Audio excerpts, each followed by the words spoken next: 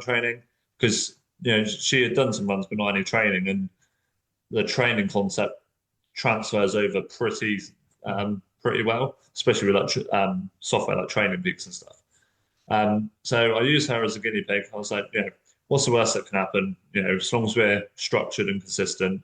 I said, you know what, I'll train with you. I'll train the running with you. I don't run. I've done a couple. And also I like to, with all my bike workouts, I like to practice what I preach. Like all my workouts I make, I've done before I've given them to clients. So we both entered Devon-Duathlon down in like Oakhampton way, and it was the last qualifier of the year. Welcome back to the Agegroup Multisport podcast with me, Richard Conway, the show for everyday athletes chasing big goals. Today's episode is quite a powerful one. Our new guest is newly qualified GB Agegroup duathlete, Aidan King, and his journey is anything but conventional. He started racing motocross as a kid and decided that he wanted to go in a different direction and reinvented himself through cycling. It was a charity ride that kicked it all off and led him down the path to eventually qualifying for Team GB in duathlon. On his debut race, he just literally decided he was going to put his money in and do the race and see where it took him. And it's took him all the way to Abu Dhabi next year for the Sprint Duathlon World Championships. So a great conversation with Aidan, and that's coming up. Since the last episode, there's not been a lot of sport on the TV with Christmas come and gone. Bit of cyclocross, well, quite a lot of cyclocross actually. I think there's 16 races in about 2 weeks over in Belgium and Holland. So I've been watching that on and off, been good. And the big two have come back in the men's, Mathieu van der Poel and Wout van Aert. So it's been really exciting. If you've never seen it, never watched it, I would recommend that you go and have a watch. The handling skills of those cyclists, you can see why they're so good on the road, because of the conditions that they have to deal with on the cyclocross is pretty special. So there's no podcast recommendations because I've not been listening to any, and I have got a couple of YouTube recommendations. And there's a few channels that I watch on YouTube, GCN being one of them, and there was a really good video regarding erg mode on Zwift and the pros and the cons of that. So if you head over to YouTube and look up GCN, the Global Cycling Network, and look out that erg mode episode, it's quite interesting, and if you're on Zwift, it's well worth a watch. Another one to recommend was a video by a pro triathlete. Now, I hadn't heard of this guy before, but his title of the video was "I Got Dropped," and basically what happened to him was he lost his sponsorship deals with a couple of the main sponsors that he was dealing with, and it's just an interesting video about what happened and why it happened and what the future holds for him. And that triathlete is Daniel Bakkegaard. And like I say, I hadn't really heard of him. He's mainly doing Ironman 70.3s, and so I haven't really watched a lot of that. I've been around a lot of that, but really, really good documentary on him, and it just goes to show how cruel this sport can be. So that's worth a watch as well. And then I've got several vloggers like myself on YouTube that are worth giving a shout out to. I like to support these guys. They're everyday athletes like you and me. Just do videos, put them on YouTube for basically their own sake, and a couple have got really good numbers on there. So the first one is Triathlon Dan, and he's mainly into Ironman distances, and he's been on YouTube for a number of years now. I think probably coming up to 15 years, and he's been triathlon training for probably that long as well. And it's just his everyday life. He's quite a personable character, and what he gets up to in his training and the struggle he has with his weight and things like that. And it's I guess it's stuff that normal people we can relate to, and it makes it all the more interesting. So that's the first one. And then there's another guy on there called Swim Bike Run Stew, and I think he resides in the Midlands. And again, normal bloke trying to do triathlons, trying to live his best life, putting the training in. It's not all glory. It's slog. It's hard work.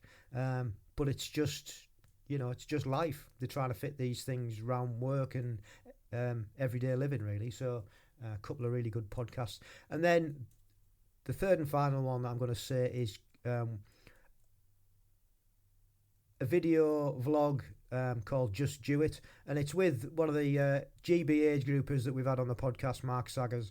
And Mark's an avid duathlete, been struggling with injury recently, but he puts these videos out that he about his training for duathlon on Zwift, and strength training, and also all the running that he does both on the treadmill and outside as well. And really good to watch and listen and see what these guys get up to as everyday triathletes and duathletes. So those are a few recommendations that if you're into YouTube and videos, check them out, as well as our own Agegroup Multisport podcast YouTube channel, because we do some vlogging on there, and also the podcasts are on there as well. So, and then finally, training's been going pretty well. I finished the 12-week winter triathlon training plan, and I did an FTP test, and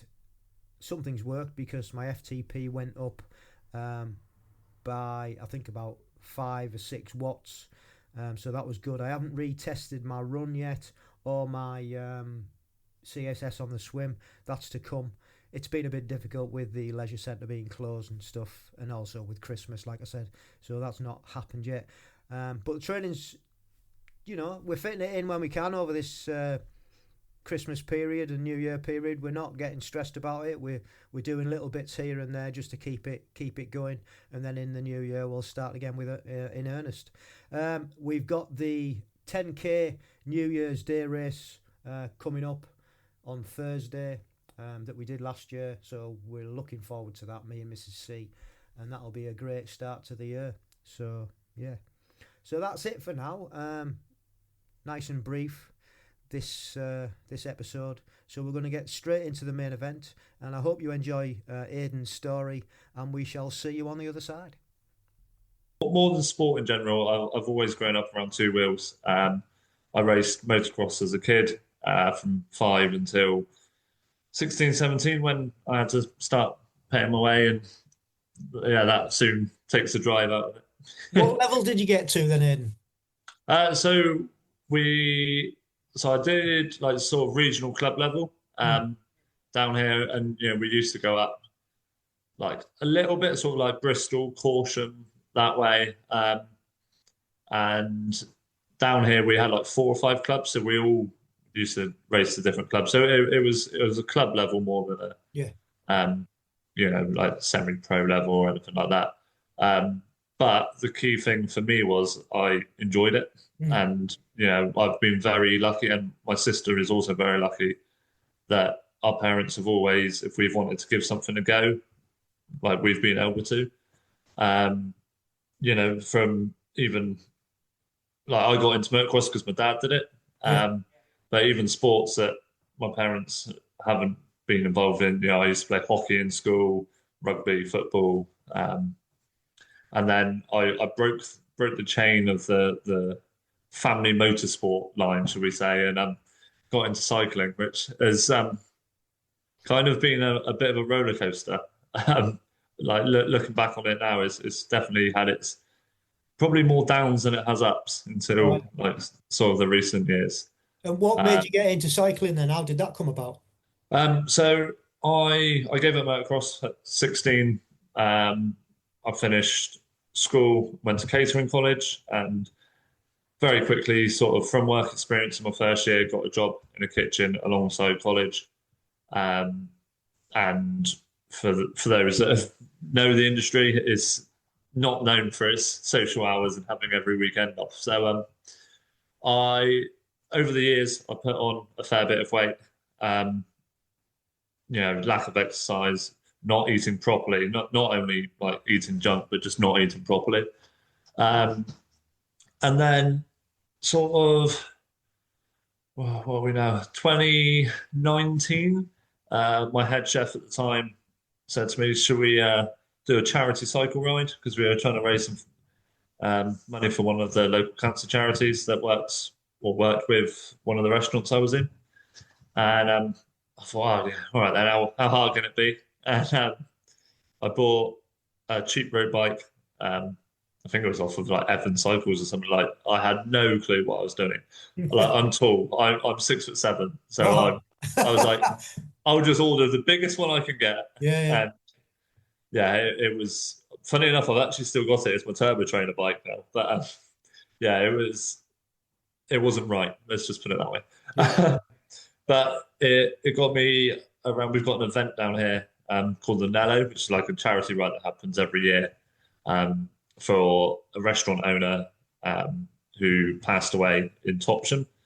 And as he did this route once a year, and then when he passed away, Force Cancer, one of the charities at Exeter Hospital, sort of carried on the tradition of his route, and it was renamed the Nello ride after Mr. Nello. So that was kind of tied the catering and this newfound. All of a sudden, I'm going to learn to cycle 100 miles, and so yeah, we kind of just dived into it, like Yeah. not really knowing what to do. We had a bike, some shoes. I mean, we were on flat pedals at the time, and yeah, and two overweight chefs just kind of just got on with it. We had 3 or 4 months to sort of get some training in.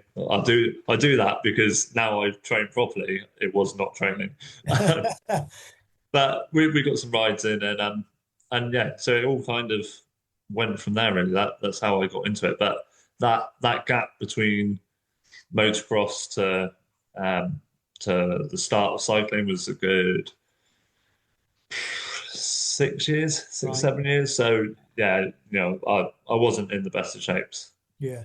Yeah.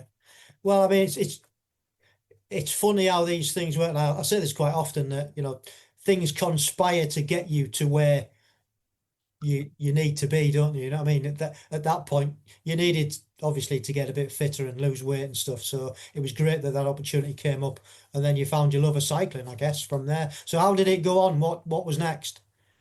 Yeah, so we actually did that ride 2 years in a row. Right. The second year, we decided to ride from the restaurant down to the start line, do the event, and ride back. So it was actually 200K the Wow. second year we did it. And then I left that restaurant. Me and my head chef kind of fell out of touch a bit.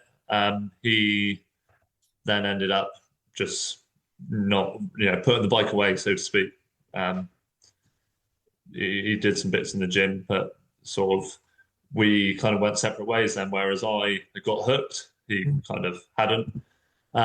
So I carried on cycling. I mean, it's funny now whenever, we all use, well, most of us will definitely use Strava and stuff like that. And it comes up on my memories. And it came up a couple of weeks back and it was like, oh, big day from 6 years. And it was like 20 miles. And it took me like almost an hour and a half. And I look back and I was like, God, 20 miles.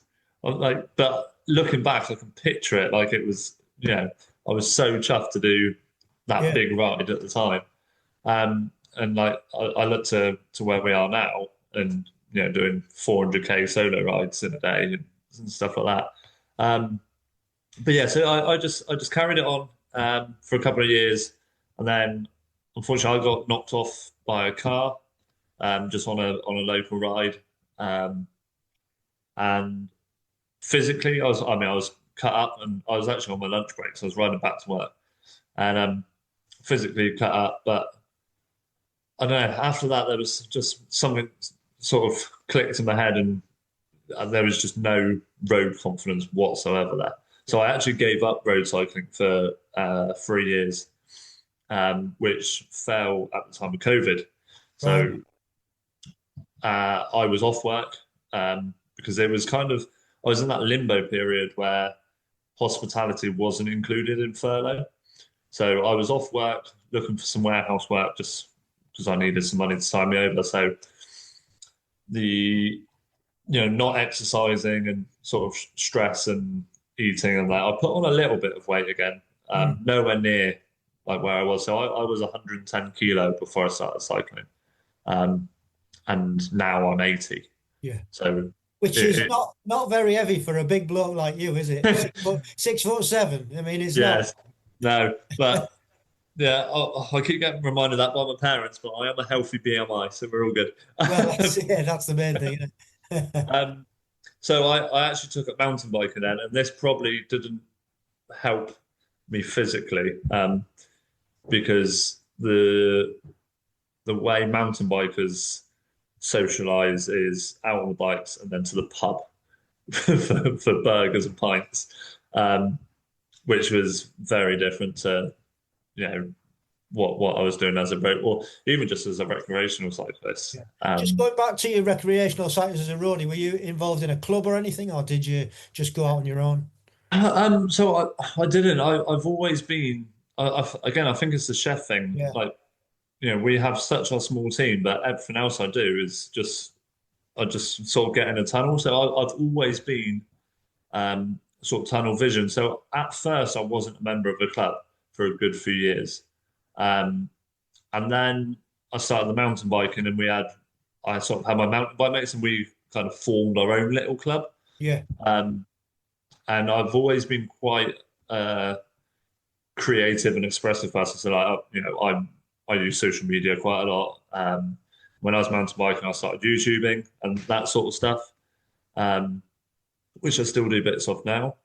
You'll have to give me your YouTube channel, because I'm also on YouTube, primarily for the podcast, but I do my own training and stuff on there as well. So I'm really interested in that as well. Yeah. So like more so now, it's when I was mountain bike, I used to race mountain, because again, I can't, if I'm doing something, I've got to put everything into it, which is kind of how I ended up sat here talking to you about Agegroup.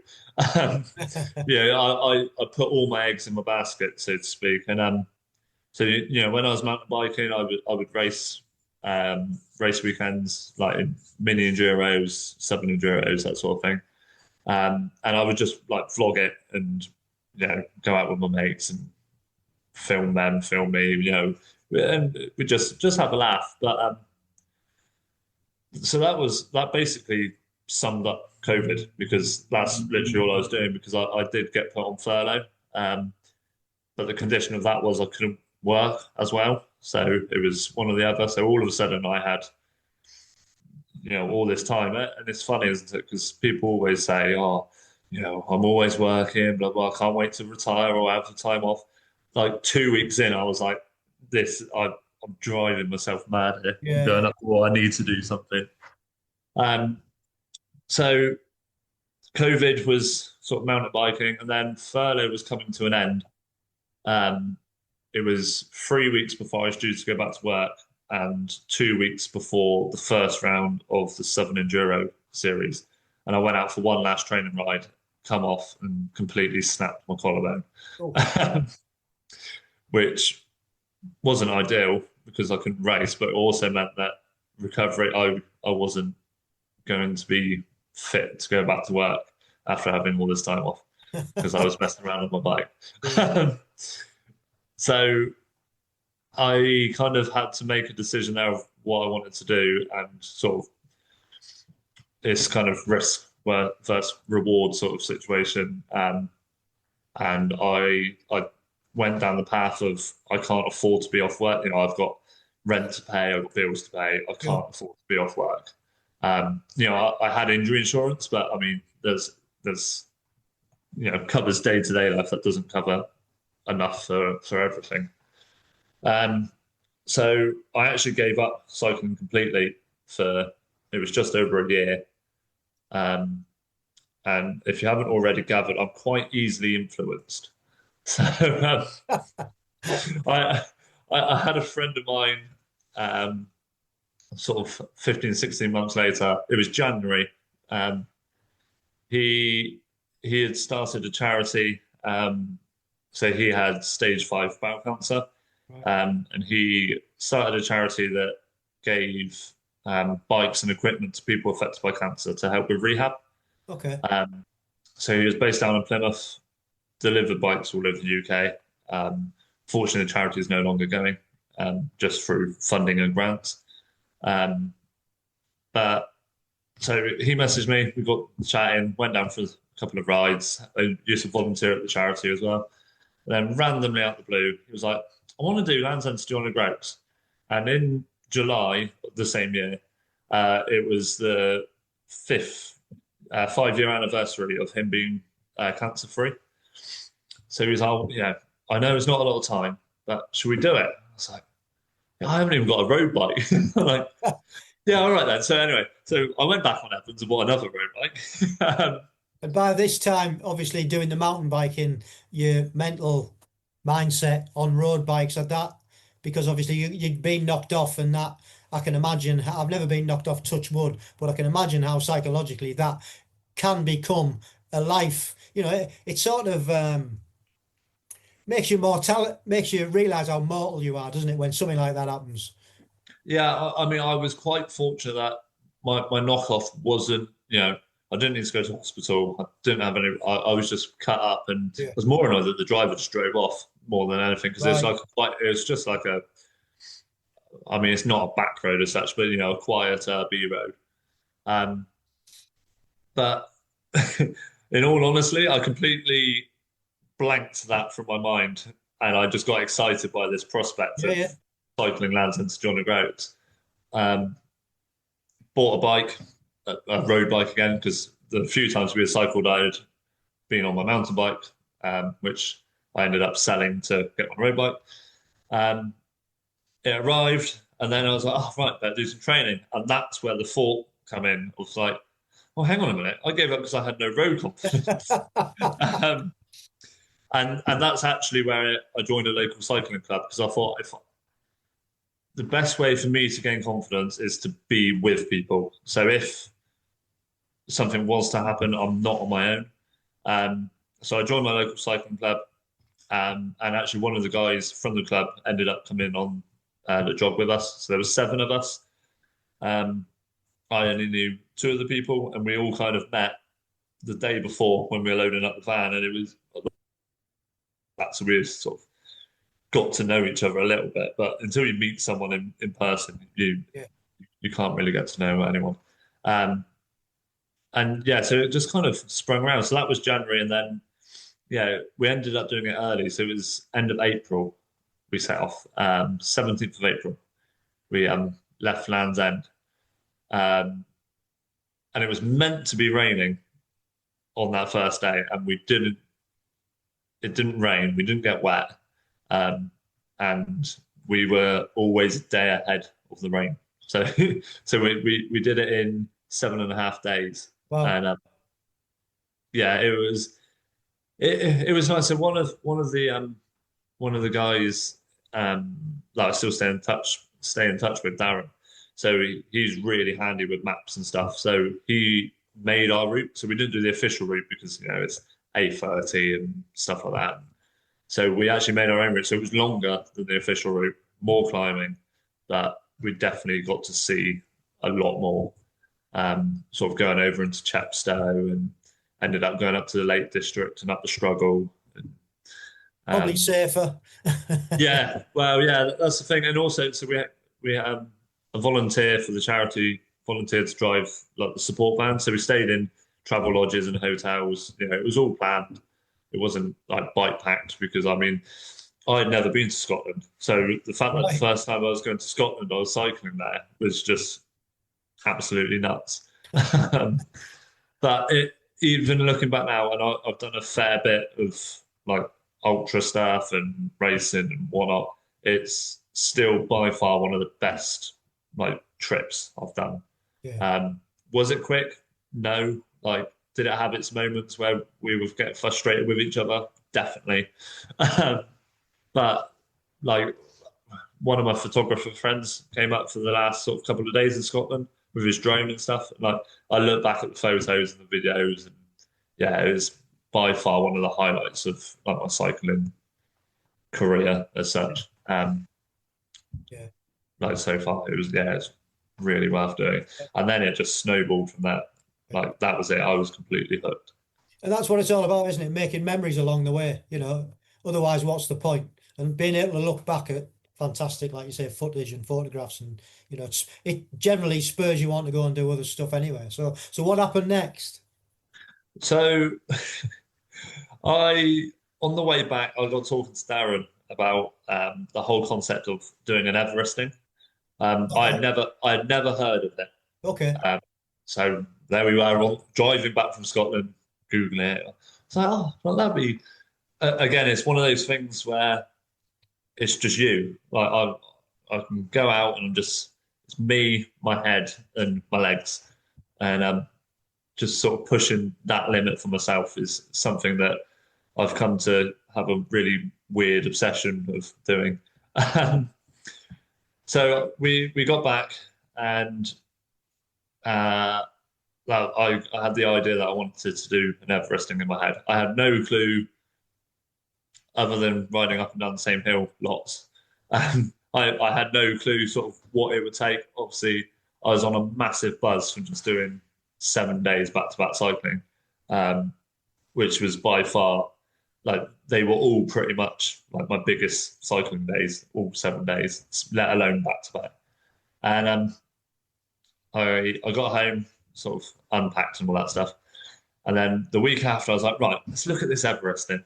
And I thought, I'm in good fitness now from the job. Like, I've had a couple of days downtime. So 5 weeks later, I decided I was going to do an Everesting on Porlock Toll Road. I don't know if you know Porlock down this way. No. But it is, so the main road is stupidly steep, which I have also Everested now. But the first one was on the toll road, and it was, I think it was 38 reps. Basically, it was 320 something kilometers of just riding up and down the same hill, and it was 23 and a half hours.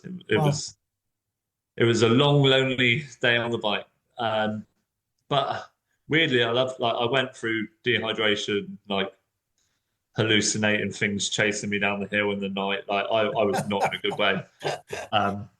And like, I completely underestimated it, because I drove out at 1 o'clock in the morning to start, and I finished it was like 11 o'clock at night.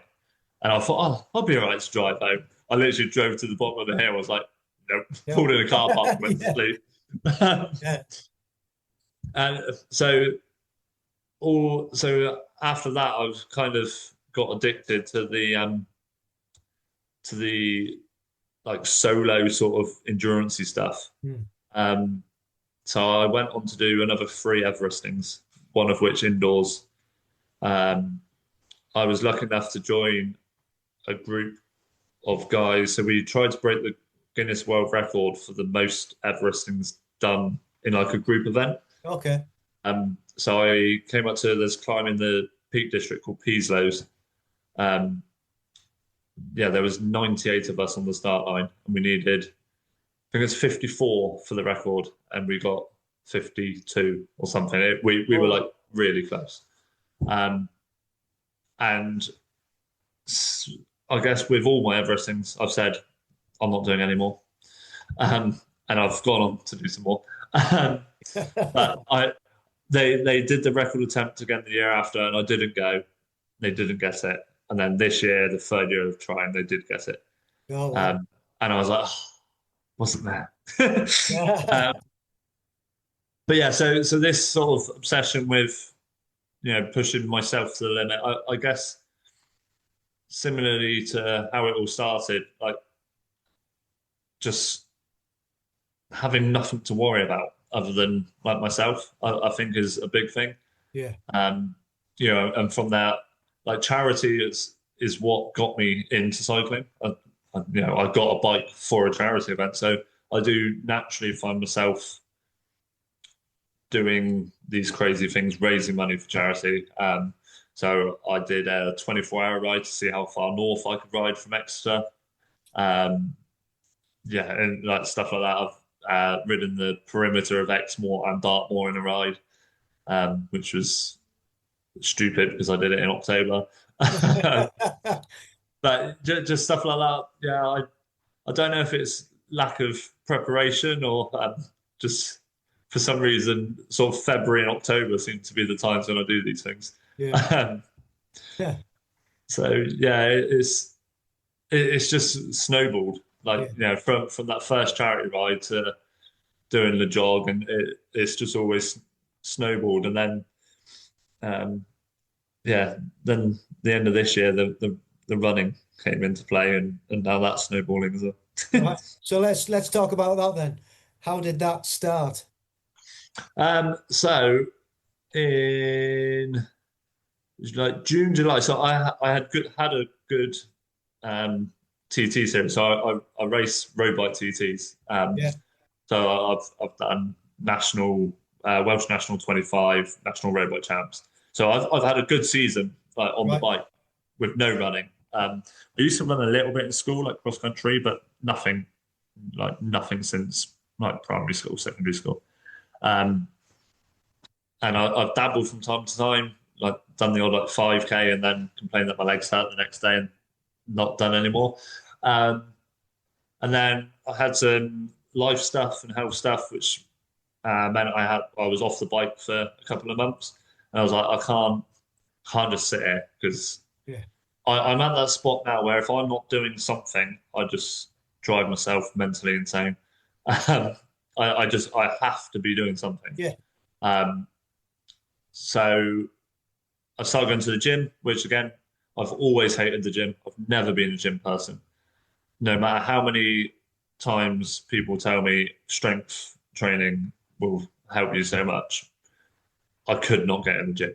I did a few bits at home, but I decided to go to the gym, join the gym, and now I absolutely love the gym. And so what's changed then? Why do you suddenly I think it was because I couldn't go on the bike. So I finished my race season. I did a tap the tour. I got back, and then all this life stuff was going on. So I was off the bike for free. And I think I could go to the gym and I could run. I couldn't ride the bike. So I thought, I'll give it a go. Worst case scenario, it's for a couple of months. And I mean, best case scenario, I'm not getting fat. Because I think from like the weight loss point of view, I think that is what motivates a lot of what I do now. Like, not necessarily, I don't want to go back to where I am, but I don't think it's like body dysmorphia, but I'm just worried and sort of scared of going back to how I was. Like even, I look back at photos, and as I say, I do social media quite a lot, and I do like to use my like Instagram, for example, as my portfolio. So I scroll back from time to time. And I don't want to be there. So I think that's what drives everything. So going to the gym, yes, it wasn't my environment, but it meant I was doing something. And yeah, I mean, after a couple of weeks, I soon sort of got around the idea that no one cares what you're doing. Do you know Like, what? I've just done a video about that exact topic. Nobody, and it's titled "Nobody Cares." yeah, Because we like, all we all have these emotions, don't we, about and thinking that people are looking at us and people are thinking this, that, and the other. Actually, people don't care. They really no, don't. They're too busy with their own lives and how they look and how they feel and everything else. They really don't care. And once you get that in your head, then everything else you can just let go, can't you? Just be you. yeah, and I think that's the thing. A lot of people are in like we'll stick with the gym for the minute. A lot of people are in the gym for the same reason, and it's the same reason why I do so much cycling because we escape. Like it's a chance to escape from work, from life, from health, from anything that's going on. A lot of people just think that people go to the gym just because they want to get jacked or you know beef up or whatever. But actually, a lot of people are just going because they can just for an hour or 40 minutes or whatever, they can just let everything out. Um, so once I got around the idea that like no one was actually looking at what I was doing at all, I kind of sort of chilled into it a little bit more. And yeah, I went in there on my own. And like now, I've got mates at the gym, and Mm, we go to the gym together, and it's just that community mm. that you get from anything. But I think for so long I was so scared that it wasn't that environment. Um, and then like the the running, I don't really know what started the running, to be honest. I I just thought, oh, I'll go for a couple of runs, and did I enjoy it? Probably. I don't know if enjoy is the right word. Like to start with, like I do now, but to start with, like it Yeah. was just something to do. And then Well, I it's had a hard, isn't client. it, when you haven't done anything like that for such a long time? And I know Yeah, it's only putting one foot in front of the other, but again, it's a mental game, isn't it? yeah, This is, definitely. you can talk yourself out of it, can't you? You're like, oh, this isn't my thing. I'm not very good at this. But actually, it's like your biking. The more consistent you are at doing anything, whether it's the gym, whether it's the bike, whether it's running, you get better. That's the thing, and I very quickly learned that 5K on a bike is nothing, but 5K running when you don't run is a long way. Yeah. Um, and and so I said I'll stick with it for the minute and see how I get on. And I mean, it very quickly snowballed because I had a client of mine. So I launched my coaching business. It just turned one at this point. It was 1 year old in August. Um, and I was helping a client. She was training for a duathlon, which is kind of how we got here. And I was like, oh, right, okay, It's it's what her I can do. fault. Yeah, yeah, definitely. Well, it is considering she didn't even do the duathlon, yeah.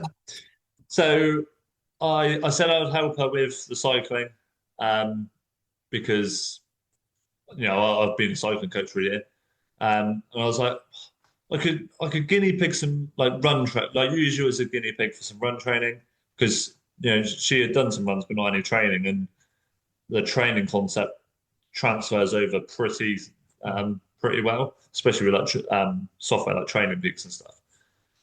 So I used her as a guinea pig. I was like, what's the worst that can happen? As long as we're structured and consistent. I said, you know what? I'll train with you. I'll train the running with you. I don't run. I've done a couple. And also I like to with all my bike workouts. I like to practice what I preach. Like all my workouts I make, I've done Yeah. before I've given them to clients. Um, so we both entered Devon Duathlon down in um, like Oakhampton way, and it was the last qualifier of the year. I knew a little bit about duathlon and sort of how it works because so I know David who runs Agegroup News. I All met him right. at Okay. so I did some media work for Easy Games at Silverstone Wind Tunnel. So I Right. went and shot some of their stuff and got talking to David because they had the last year's GB Yes. Yeah. pricing. Yeah. Um, so I spoke to him and I was like, okay. And I spoke to the guys at Easy Games throughout my TT racing this year. So I kind of knew some bits. I thought, you know what, like I'll enter it with you, and I'll register my intent as like for age group qualification, because it gives me that little extra drive. Um, and I was always in the mindset I will go and give it my best. Like, Yeah. it's November. My racing season is done because I wasn't hill climbing this year. Um, I'll go and give it a go. So I had 6 weeks from when I entered to the race day. So that was 6 weeks of running training, and I definitely didn't do enough training. Yeah, but what can you do in 6 weeks? You know what I mean? That's the thing. Like, I mean, the running training actually went really well. Yeah. It was the brick sessions I hadn't done enough of, Yeah. and not being prepared. So I think it was like 3 weeks before I bought a pair of proper running shoes, not just running and some trainers. Um, and then I walked like the run route the day before, and I was like, well, there's a lot of gravel and off-road bits here for some road shoes. So I didn't have any time to get any trail shoes, so I ran it in my road shoes, and it was wet. It chucked it down the day before. And I'd never done a 10K all out, so I did the standard distance. Yeah, the standard one. Yeah. Yeah, so I never even done a 10K all out effort. I'd done some like longer stuff, so I'd run like a half marathon distance, and fast 5Ks, but like up to 5K was like the fastest I had, my only all out effort. So I gave it my all, and I was like, okay, that was horrible, especially considering it's 2 laps. It was quite demoralizing coming across the finish. Like, oh, I can't do it all again.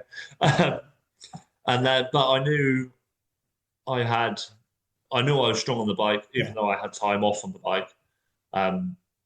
Fitness wise, I didn't think the running was going to take much from it, and actually, I put in some of the best power numbers I'd done all year on the duathlon bike leg.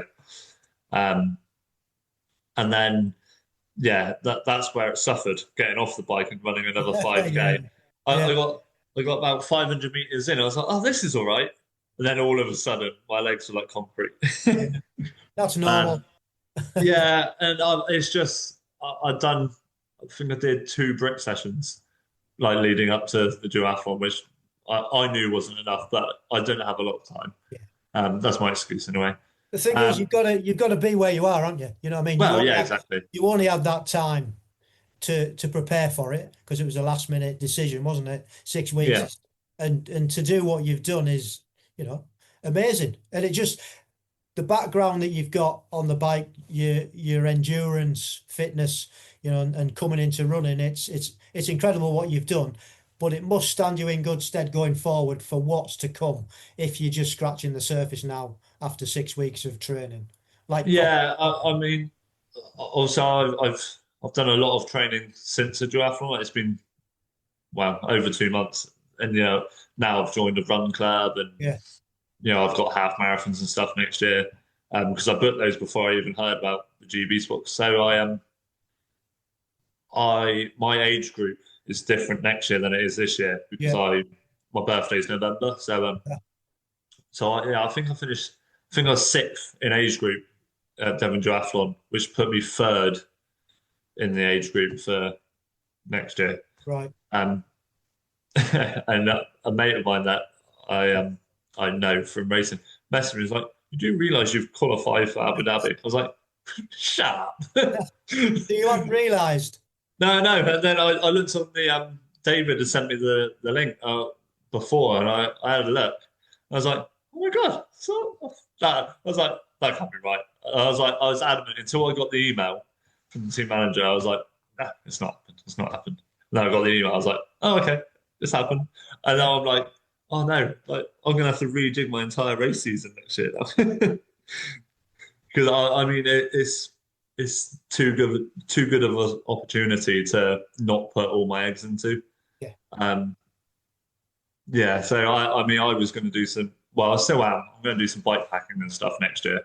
I bought a gravel bike this year, so sort of adventure riding. And then I was going to do like the odd TT which I think I will still do the Yeah, odd yeah. TT, but Well, that'll I'm going stand you to, in good stead for it's the standard you've qualified, which is on a TT bike, isn't it? So that's yeah, perfect preparation. I know a couple of the lads that have been on the podcast that do the standard, they swear by doing the TT, and that's what they do quite a lot of because yeah. they So get the position nailed in on the bike and everything. And yeah, and that's the thing. So I'm going to do the TTs, but I'm going to whereas like before that's like the main event. I'm going to get there early, run TT, yeah, run. So, yeah, so yeah, you use my local TTs as my brick sessions. yeah, Um, because then you'll for all three efforts, then you're putting all in. yeah, Um, but yeah, it was because I actually used a road bike for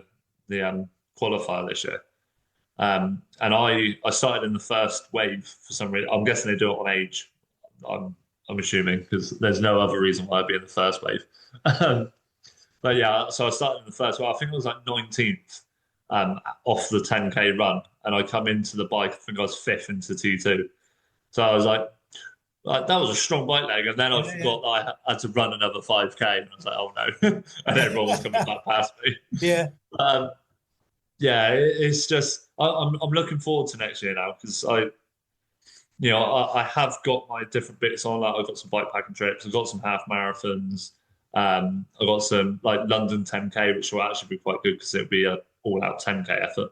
Um, yeah, and then sort of building up until November next year. So I'm quite looking forward to because they are similar times of year as well. I know they're completely different climates and countries, but sort of that's a solid year of putting focus into like two disciplines, whereas I've always just been putting all my effort into one thing. So yeah, I'm excited.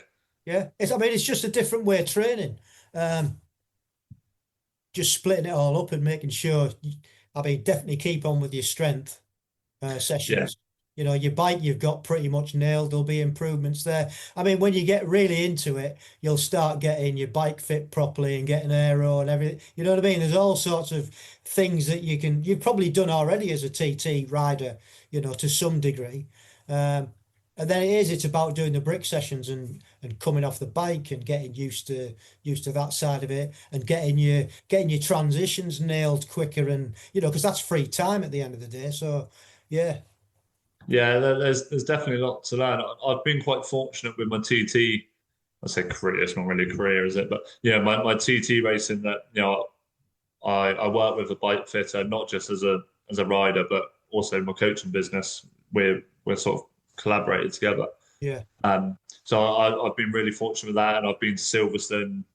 I've got a kit sponsor and stuff like that. So in terms of equipment and positioning, like I'm pretty dialed because that's all I've done nailed for in. 3 years. Yeah, yeah, yeah, National TTs is literally all I've done for 2, 3 years. So yeah.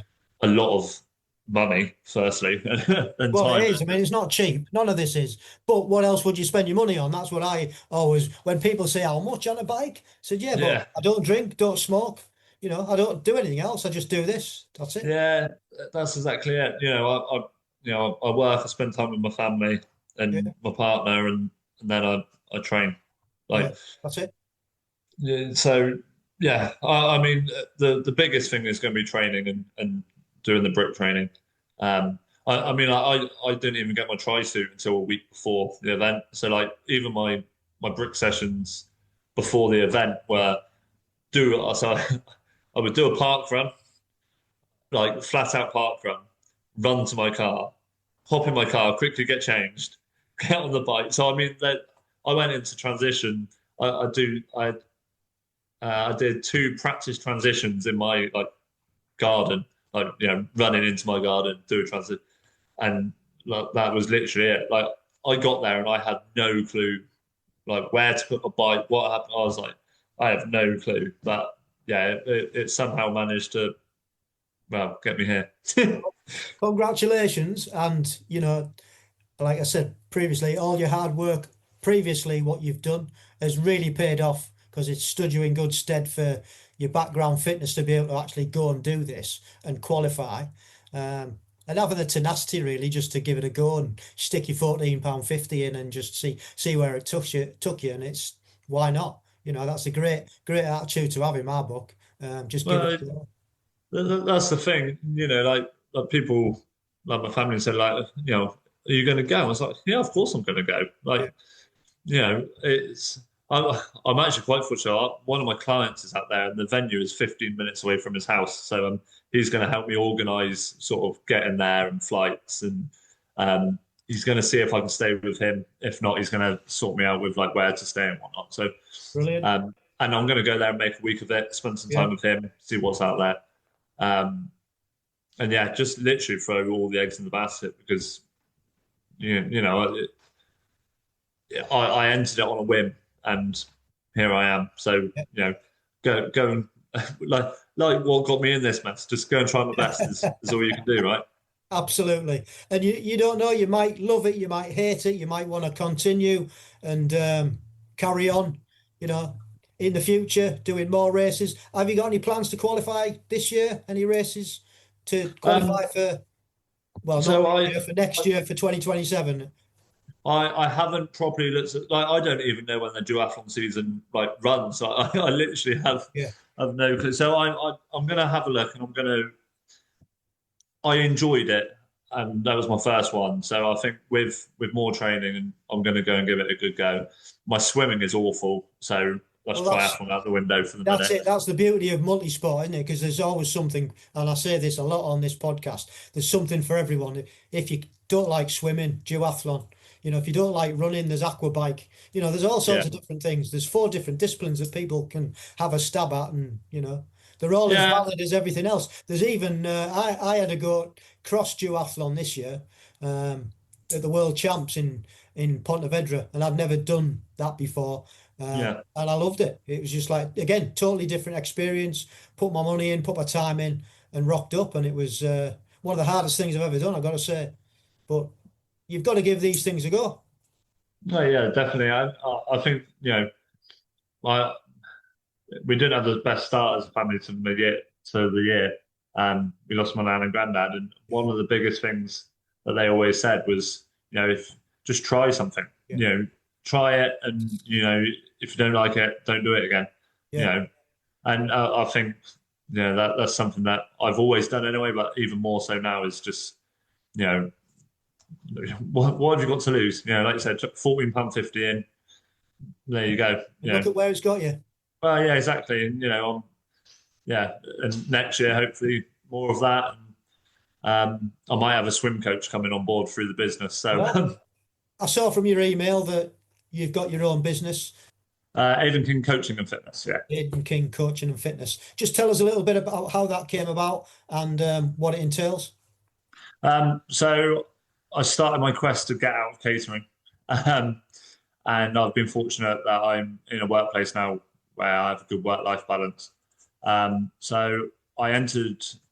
I say entered. I enrolled onto the Open University as a whim to do a bachelor's in sports science, to eventually go on to have my own business.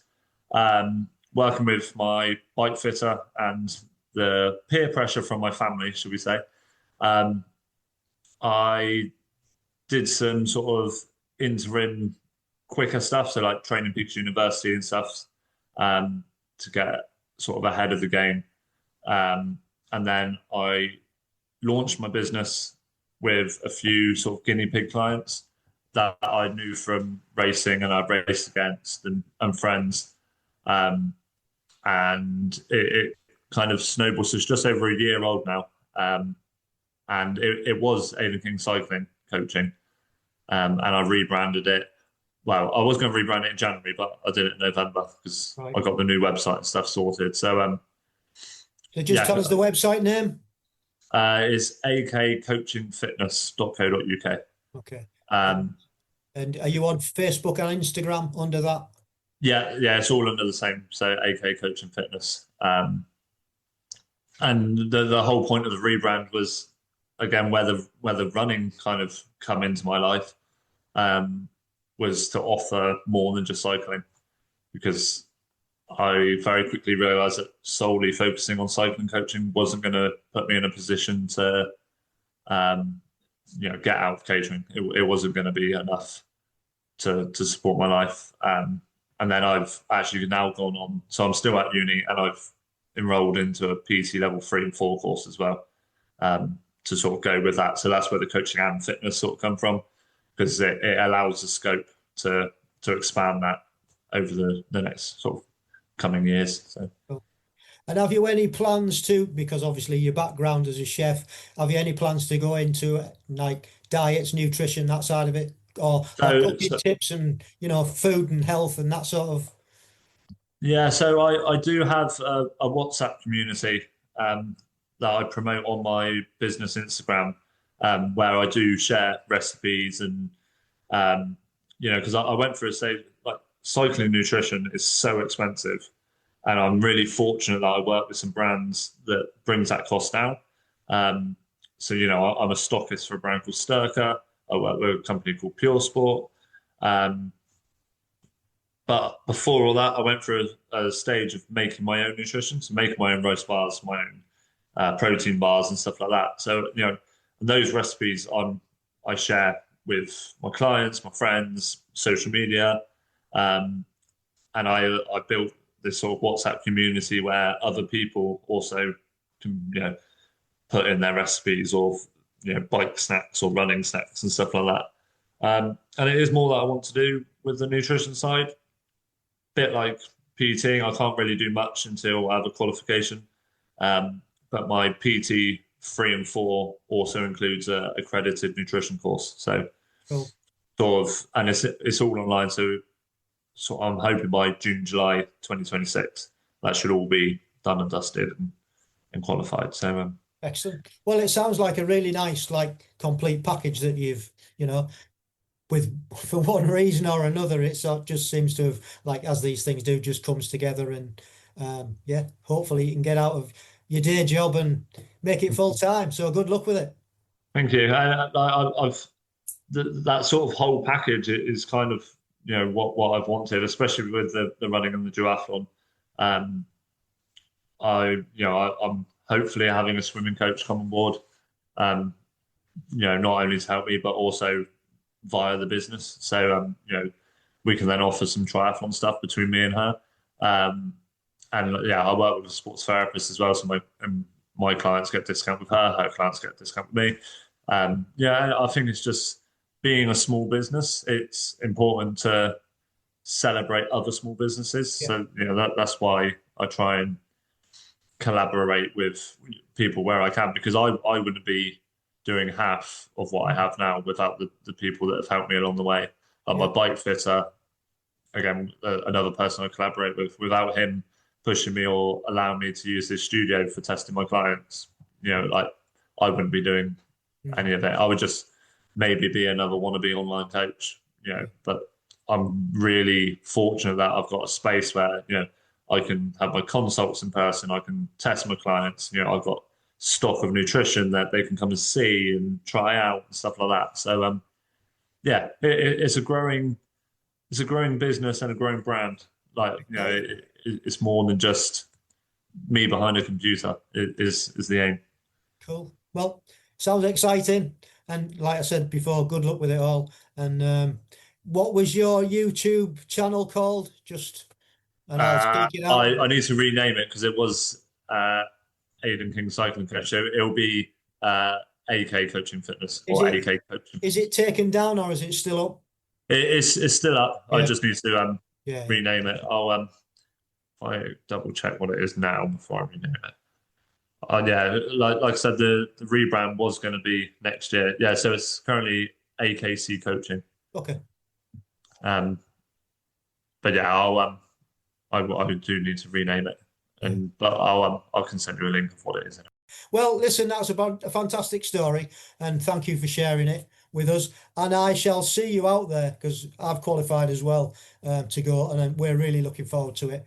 My wife, Mrs. C, she's a team manager, so she's managing the aquathon out there as well. So we're really up for it.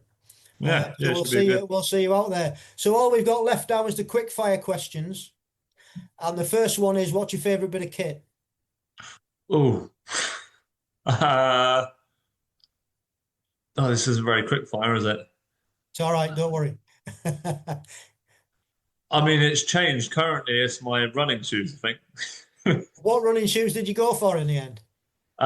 Well, so I've got some Hoka Clifton 10s, which I use for the duathlon.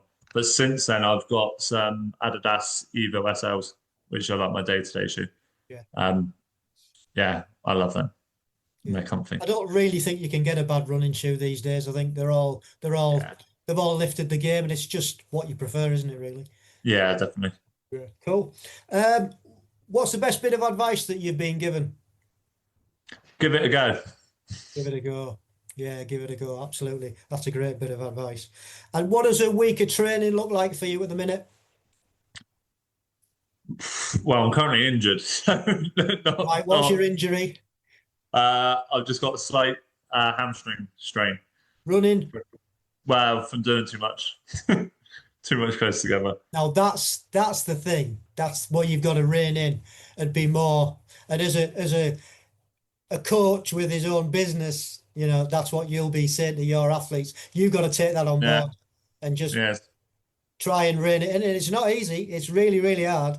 It's yeah. one of the hardest things I find to just back off. It's easy to get carried away with Yeah, enjoying the running and going out with the run club, and yeah, yeah. Fortunately, touch wood, I've had some rehab. I work with a sports therapist through my business, and she's sorted me out. So I'm back in the gym now, and I'm going to try a run this week. So yeah, yeah. should be back. Well, just take it steady. This time of the year, there's no rushing, is there? You know what I Well, mean? no, I mean if you're going to get injured, like Great time. now's the Yeah. time. But you do find that it is usually the run in it that people get injured from. I know that's what happens to me if I do too much, too Yeah, soon or go too fast. It's usually that. Um, and then finally, short-term and long-term goals. Like, I short mean, term. long-term goals. So your short-term goals now. Yeah, so short term, just keep enjoying it.